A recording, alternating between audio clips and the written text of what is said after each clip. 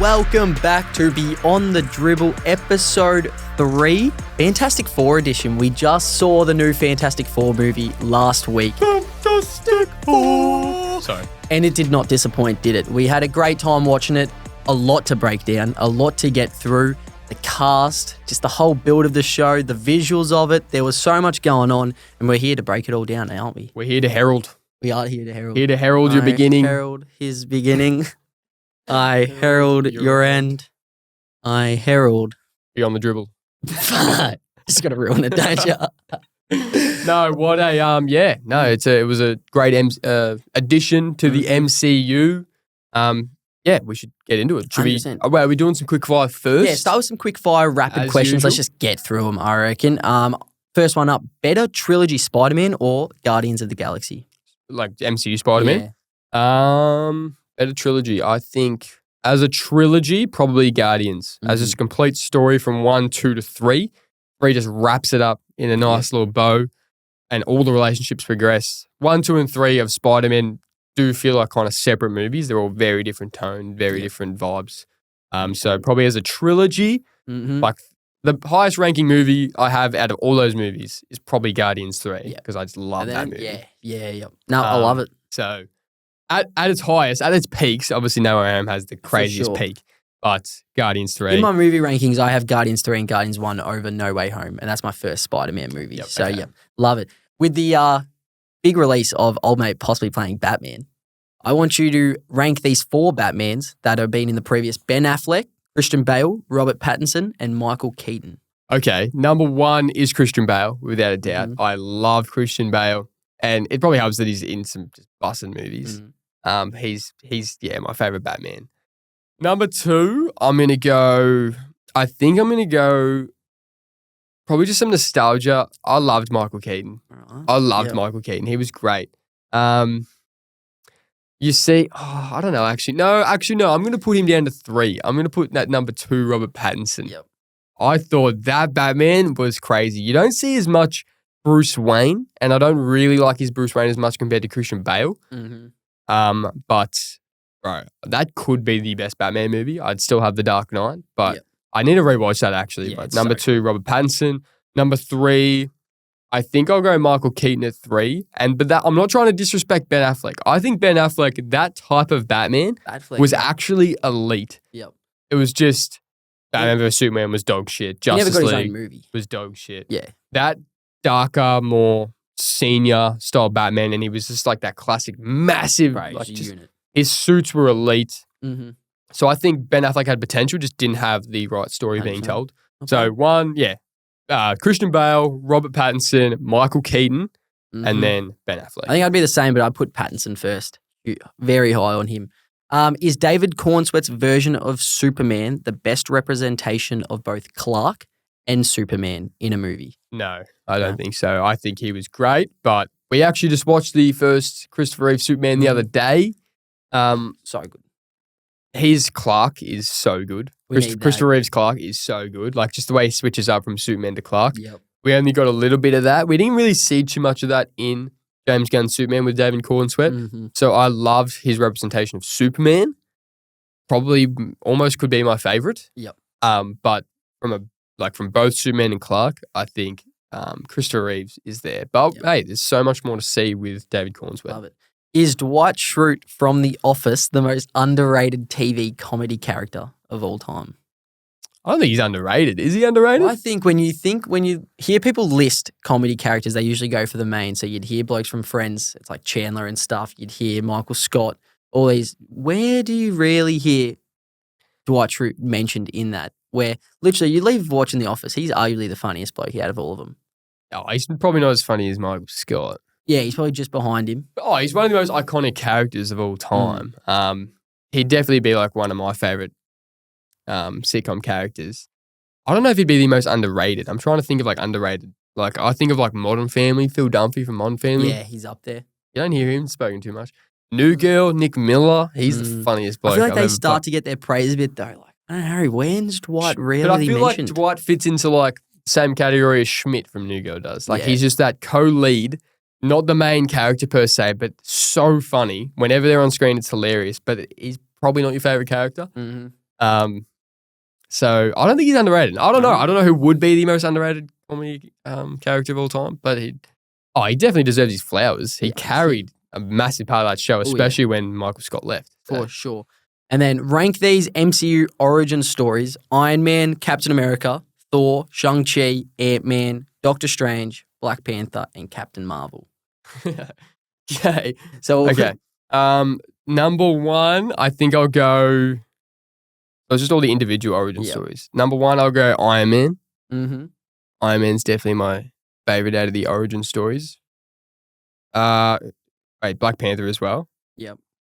Captain America. I think two from origin stories. I feel like ranking them as origin stories and ranking them as movies is different. Mm-hmm. So probably as an origin story, Captain America is great as an origin story. It's not a better movie than Black Panther, but as an origin story, I think I'd have that at 2. Yep.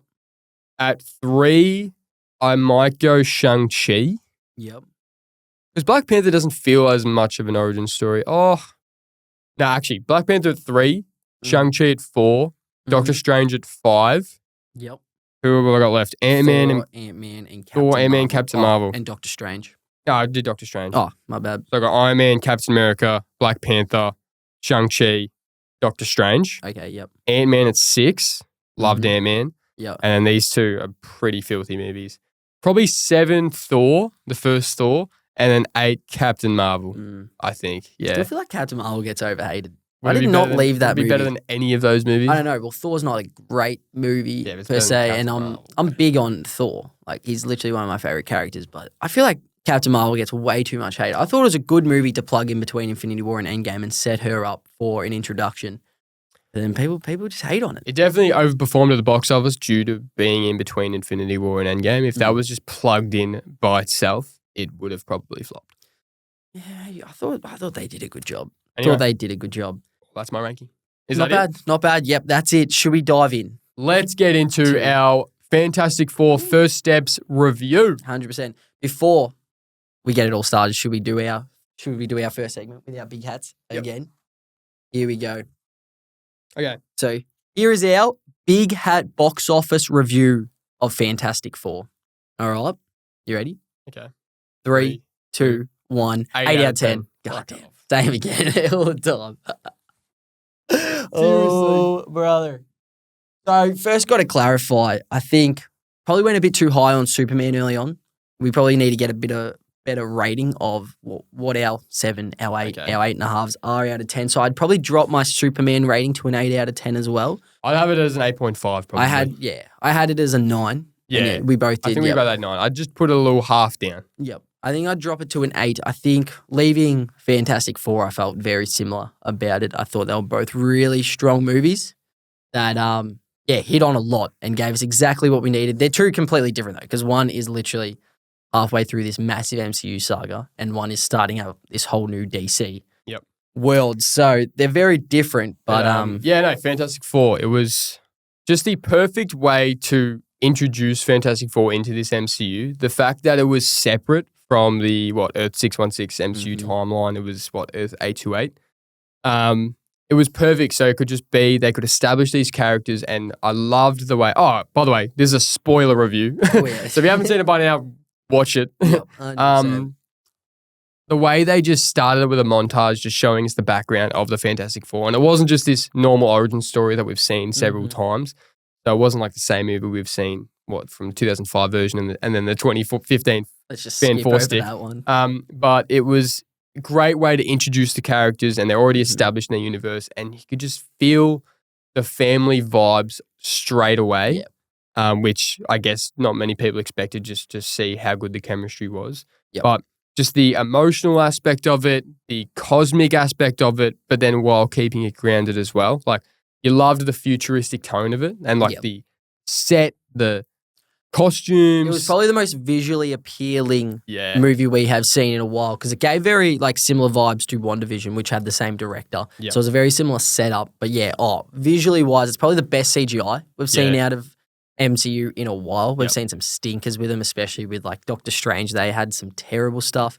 So visually wise, I thought they did really well, because it just looked awesome. It looked the part. It brought you in straight away. It wasn't this same old Fantastic Four that used to seeing, and we just rinse and repeat it. So I love that. No, it actually felt like a Fantastic Four movie. Like, it was actually finally giving the first Marvel family, like the Fantastic Four, the cinematic like representation they actually finally deserved. Like, it was like a perfect balance between that family, like heartfelt vibe and like the sci-fi comic vibe. And I love that they just let them do their own thing. We've seen all these different movies bring in these characters, and they've got so much to do with existing heroes and stuff, and it's like kind of intertwines a bit. I love that they just brought the Fantastic Four in. They're on a whole different world, so it's literally just them, and it's like you're just watching this solo Fantastic Four movie that has nothing to do with anything else until obviously the post-credit scene. So that's what I love the most as well. They just let them do their own thing. They didn't need to bring any existing characters in or anything to bring in this box office mania sort of thing. So I loved that. But my initial thoughts on the movie weren't as high as they are now. Jake, you was so weird after we watched it, bro. You were like flat. You were pissed off. I was like, what is your problem? Just in a narky mood. I was in a narky mood, but I was just trying to process the whole thing because I went in there with insanely high expectations. Your expectations were that Earth would be destroyed and the Fantastic Four would lose. So, like, on the surface, it makes sense leading into Doomsday and Secret Wars because it's like, oh, they're leaving their Earth or whatever. But okay, think of it. They lose to another villain separate from the main villain that's going to be like set up. Their whole Earth is destroyed. What credibility do they have to defeat a more powerful villain? And also, how the hell are they even in the universe after Doomsday, after Secret Wars? Like, where do they go after that? So the actual, like, on the surface, it's a cool idea, I think. But I think you got way too much in your head. I was too involved with that. And then once I kind of processed it all, I'm like, it probably made sense the way they did it. Still would have liked to see a bit more destruction from Galactus and really show that he's fucking like that guy. I did think the fight scene was underdone quite a bit because I'll stand on that. I thought the first half of the movie was way better than the second half of the movie. I thought the second half was still a bit spotty at times. I did like it, but I think the first half had me so locked in. The space scene and stuff they did was cinematic, just perfection, really. That space scene in the second act, that's probably one of the best MCU scenes. I thought they nailed that. Any movie. The end fight scene I thought was a little patchy. I still like the idea of it, but I would like to see a bit more destruction and kind of powerfulness from Galactus and really show that he's this almighty being. Because leaving it didn't seem like that's a bloke that's going and just destroying worlds whenever he wants. Like, I felt like that was a little underdone. But the idea of him destroying the world actually doesn't make a whole lot of sense when you break it down, which once I kind of wrapped my head around, I started to appreciate the movie a bit more. I couldn't even talk to you about it. I was like, you are such a downer right now. I just had to process it. I wasn't talking too much. I was just trying to process. I was laying in bed, starting to think of it all. And then once I kind of figured it out, I was like, I thought it was a really good movie. And the characters carried because I was going to get into the pros, cons, like separated. But we've kind of touched on, well, at least that was my probably con. Like the act, it was probably there wasn't much action in it compared to most Marvel movies. There was a lot of dialogue, a lot of like, theorizing, like the family just being together in the Baxter Building, and not a lot of action. There was only really like 2 or 3 kind of action scenes, obviously with the final battle included. Well, so that was probably its biggest flaw, is that there was a lot of moments that kind of dragged in the sense of like a lot of dialogue, a lot of scenes showing the relationships, which was great. But then, probably could have gone with an extra action sequence or something like that. I definitely feel like if a casual fan's watching it that isn't kind of bought in on this whole MCU saga and this whole kind of multiverse stuff they're heading into with Doomsday, probably wouldn't have enjoyed the movie as much, as it was very explanatory and it was just kind of building up that story where, the casual, like a lot of fans that are just going to watch a superhero movie want that action, want to see that. Marvel have been the issue with them, they've just followed the same formula for every movie. And I think that's what the issue's been. It's like they've just followed the same Act 1, Act 2, CGI fight in Act 3. Like, they've just done that, which this did in some way. But MCU movies have become somewhat predictable. And this Fantastic Four felt like a completely different genre, completely different take. And I think it was almost like a breath of fresh air.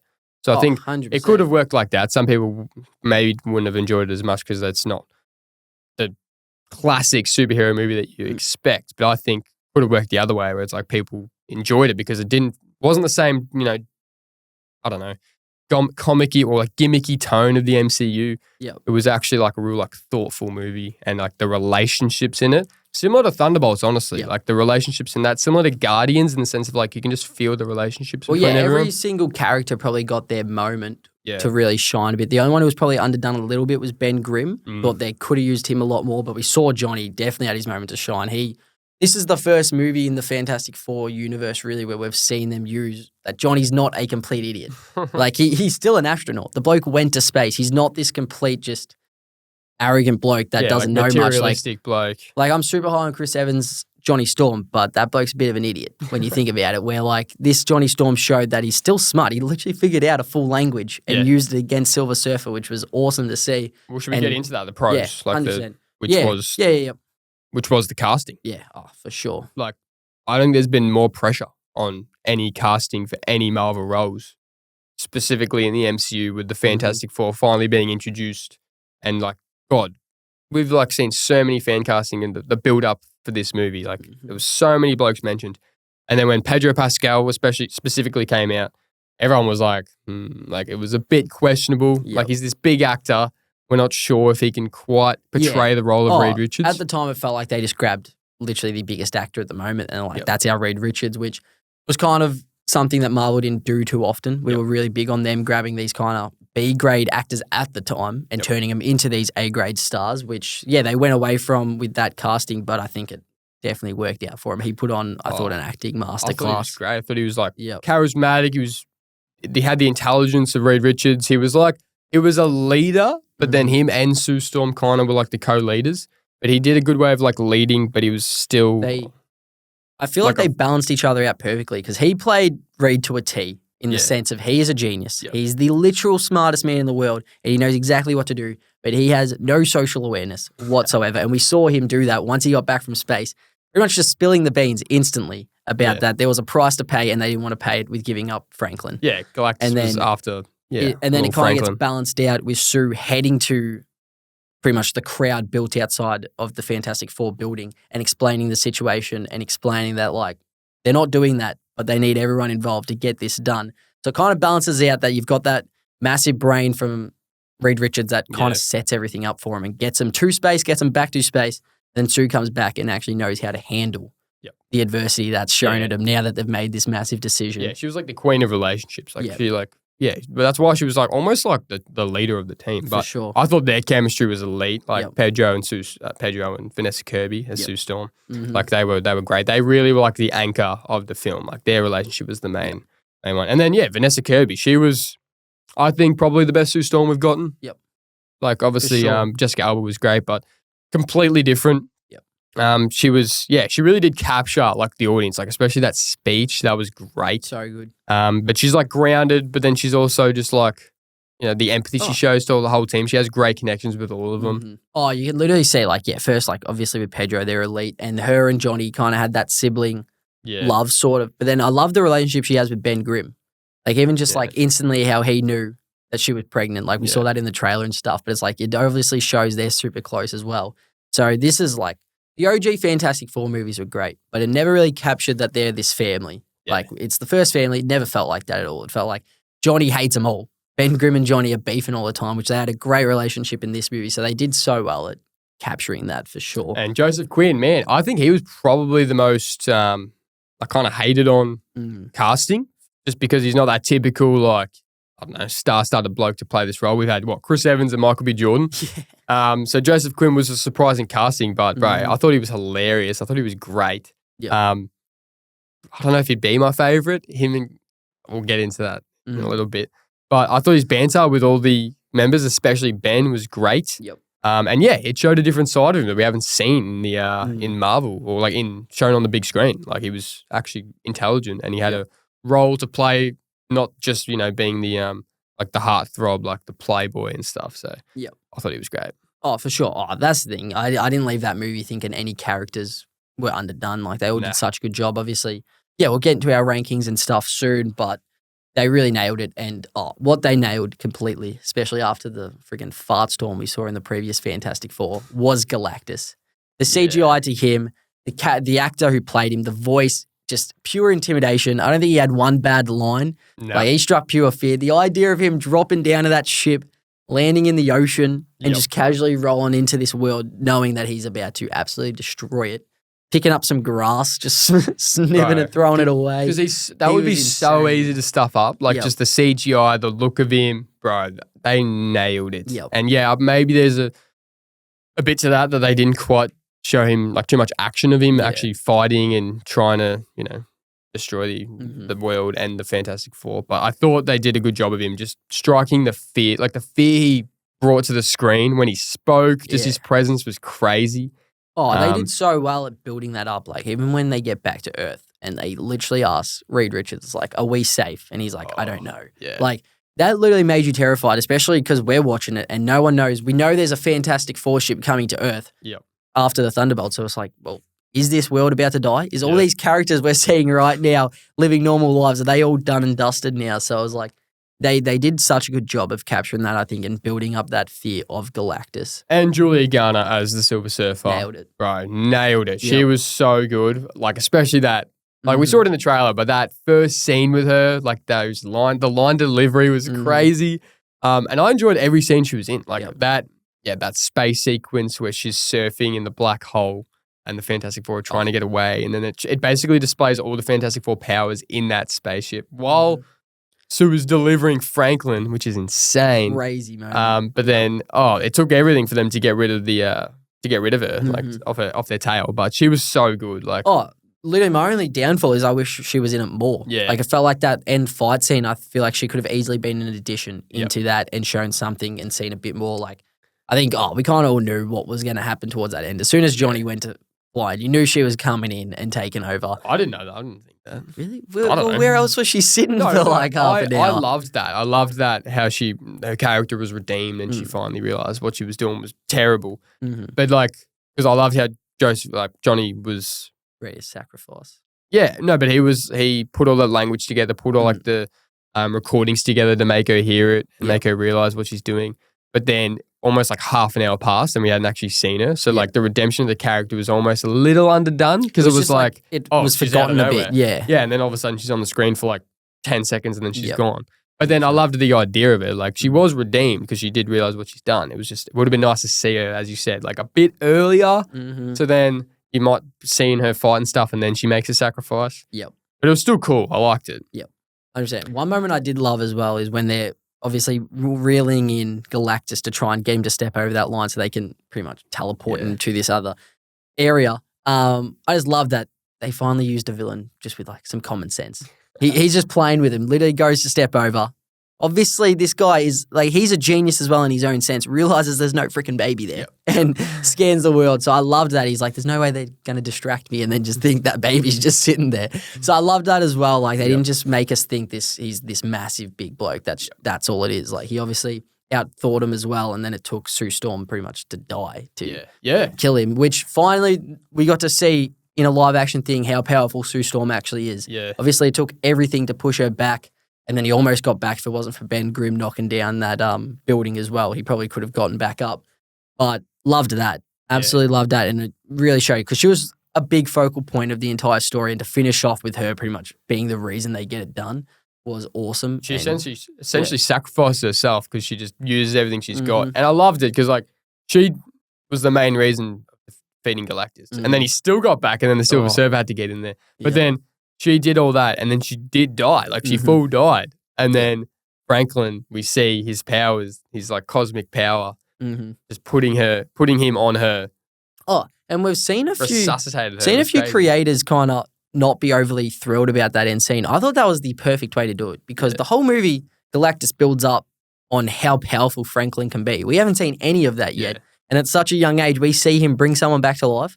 I think that's the perfect way to plug him in to show at just such a young age the power he has already. Yep. So like, I thought they did that scene perfectly. I didn't think that went on too long at all. I thought they played that really well. Literally, the only downfall I really have is that end fight scene. I just wish it kind of added on a bit more and just kind of. But I thought they strung it together quite well at the end and kind of made it all make sense. Yeah, I thought so. Just the biggest con would have been just the lack of action, but I thought the pros definitely outweighed the cons. The score, we showed the score at the start with our beautiful voices, but the score, that's probably the best score in the MCU, I reckon. Like, just, it was present throughout the whole movie, just like the music and everything. Just it really did like a nice way of just shaping the story, and it was just creating that vibe of the like the 60s vibe. I just thought it was all. I just love the vibe of the movie. Oh, as soon as the movie started, you're pretty much just Straight locked in. Like, you couldn't take my eyes off the screen for sure. Should we do our Fantastic Four first steps character ranking? So going through the main four and Galactus and Silver Surfer, ranking them from 6 to 1. Yep, love Do it. you want to do that? Have you got yours handy? Sir, I do have mine handy indeed. Wait, 6 to 1? Yeah, 6 to 1. Yeah, you're not including Mole Man? Oh, I love Mole Man. He was just in it for like 3 seconds, so you can chuck him at 7 if you want. He was actually pretty funny. He was good. I think they'll probably use him a bit more in the future as well. I like that. Okay. So we're going 6 to 1? 6 to 1. All right. I'll start us off. Coming in at number 6, elite character, they all are, but it's hard to put him any higher, is Galactus. I loved it. The CGI was perfect. That's the thing. There are no bad characters here. Yeah. So it was impossible to rank these guys, but I've got him at 6 just because, well, in terms of what we see, we don't see as much out of him. So he's at 6. At number 5, similar boat as well, is Silver Surfer. She did such an amazing job and was so good. I just wish we saw more of her. That's my one downfall, as well as really I just wish that kind of end fight scene we saw her. She went missing for about half an hour, but she was perfect. Every time she's on screen, you glued to it. Yep. Number 4, sorry, out of the first family, who's my 4th character? This was tough, but I've got Johnny Storm at 4. Joseph Quinn. I thought he did a great job. I thought he did a really good job.